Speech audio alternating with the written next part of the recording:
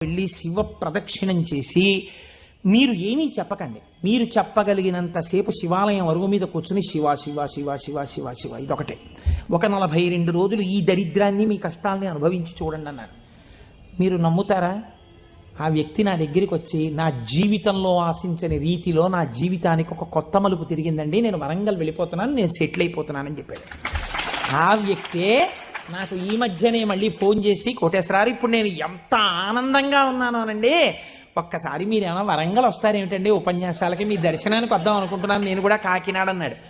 అయ్యా మీరు ఎప్పుడైనా కాకినాడ ఇప్పుడు అక్కర్లేదు, ఎప్పుడో తర్వాత వద్దురు కానీ నేను వరంగల్ ఇప్పుడు మాత్రం రావట్లేదు, నేను వరంగల్ వస్తే చెప్తాను, అప్పుడు మీరు నా దగ్గరికి వద్దురు కానీ తప్పకుండా దర్శనానికి అన్నాడు.